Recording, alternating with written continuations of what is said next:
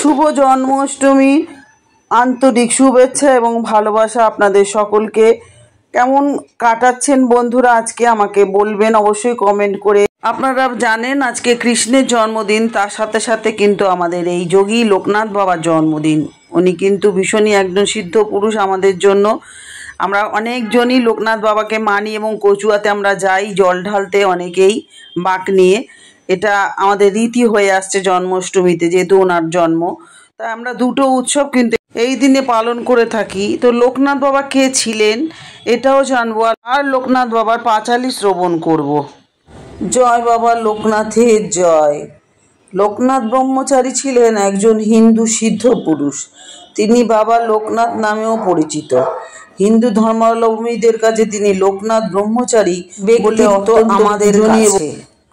বন্ধুরা বুঝতেই পারছেন আজকে বাবা লোকনাথের জন্ম উৎসবও পালন হচ্ছে সব জায়গায়, সেই কারণে আমি আজকে লোকনাথ বাবার উপরে একটা ভিডিও নিয়ে এলাম। লোকনাথ বাবার পাঁচালি আমি আজকে আপনাদের সাথে শেয়ার করবো। এটা বিরল একটা ভিডিও, তাই আপনারা সকলের সাথে এটা শেয়ার করবেন। অনেকেই লোকনাথ বাবাকে খুব মানেন, তো তাদের জন্য ব্রত যদি রাখে, পুজো করে, অবশ্যই এই ব্রত কথা পাঠ করা উচিত। তো সেই কারণে আমি আজকে আপনাদের সাথে এটা শেয়ার করছি। তো শুরু করার আগে বলবো, নতুন হয়ে থাকলে অবশ্যই আমার চ্যানেলটা সাবস্ক্রিপশন করে পাশে থাকুন, সকলের সাথে শেয়ার করুন, লাইক ও কমেন্ট করতে ভুলবেন না। আর বলবো অল বাটনে প্রেস করে রাখবেন, তাহলে আমি ভিডিও দিলেই আপনারা তৎক্ষণাৎ পেয়ে যাবেন। তো লোকনাথ ব্রহ্মচারী ছিলেন একজন হিন্দু সিদ্ধ পুরুষ। তিনি লোকনাথ নামেও আমাদের কাছে পরিচিত। আর লোকনাথ ব্রহ্মচারী আমাদের কাছে অত্যন্ত পূজনীয় একজন ব্যক্তিত্ব। তো ওনার জন্ম হচ্ছে 31শে আগস্ট 1730, আর ওনার মৃত্যু হয়েছে 1 জুন 1890।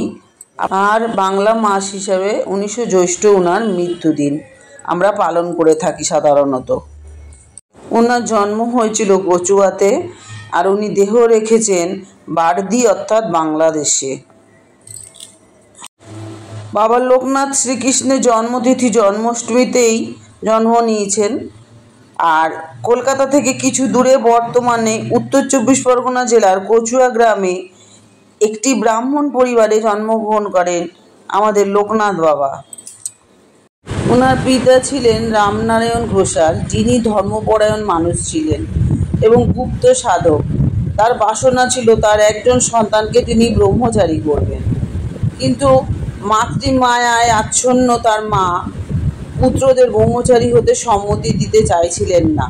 শেষে চতুর্থ এই সন্তান লোকনাথ বাবা জন্ম হলে তার মাতা কমলা দেবী নিজে হাতেই ব্রহ্মচারী হওয়ার সম্মতি দিয়েছিলেন। তারপরেই উনি ব্রহ্মচারী হয়েছিলেন। মহাযোগী লোকনাথ বাবার পাঁচালি।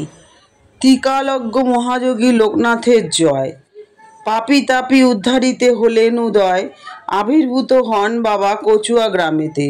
জন্মিল লোকনাথ ঘোষাল গৃহেতে, পিতা রাম কানাই ঘোষাল কমলা দেবী মাতা। ধর্মপরায়ণা তিনি সতী পতিব্রতা। 11 বর্ষ রবে লোকনাথ হল, ভগবান গাঙ্গুলি তার সন্ন্যাস দীক্ষা দিল। গৃহত্যাগ করি আর ত্যাজি পরিজন, গুরু সঙ্গে কালীঘাট করে আগমন। বেণীমাধব বাল্যসাথী সঙ্গেতেই ছিল, শীর্ষোদয় গুরু নানা যোগ শিখাইল। তারপর আসে তারা হিমাদ্রি শিখরে, দীর্ঘদিন সাধনায় সিদ্ধি লাভ করে। তারপর গুরু সঙ্গে শিষ্য 2 জন, পৃথিবীর নানা দেশ করেন ভ্রমণ। বিভিন্ন ধর্মের তত্ত্ব জানিবারও তরে, উপস্থিত হন মক্কা মদিনা নগরে। কাবুলে আসিয়া মোল্লা সাদির ভবনে, কোরআন শরীফ পাঠ করেন যতনে। বিশ্ব পরিক্রমা শেষে বেণীমাধব সঙ্গেতে, উপস্থিত হন চন্দ্রনাথ পাহাড়েতে। দাবানল জ্বলে ওঠে বনের ভিতরে, অগ্নি থেকে রক্ষা করে বিজয় গোস্বামীরে। বেণীমাধব চলে যান কামাখ্যা ধামেতে, বাবা নেমে আসিলেন বারদি গ্রামেতে। বাবাকে প্রথমে কেহ চিনিতে না পারে, পাগল বলিয়া সবে উপহাস করে। একদিন 2 ব্রাহ্মণের পৈতা জড়াইল, গায়ত্রী করিয়া বাবা তাহা খুলিয়া দিল। চারিদিকে এই কথা প্রচার হইল, দলে দলে ভক্তবৃন্দ আসিতে লাগিল। অতঃপর আশ্রম হইল বারদিতে, বহু ভক্ত শিষ্য সেতা লাগিল আসিতে, পাপি তাপি রোগী কত আসিল তথায়। সবার কষ্ট বাবা করে নিরাময়, শিষ্য আর ভক্তের বাবা বলেন এ কথা, আমাকে ঠাকুর রূপে পূজা করা বৃথা। শ্রদ্ধা ভক্তি নিয়ে যেথা আমায় ডাকিবে, অবশ্যই সেই ভক্ত মোর সাড়া পাবে।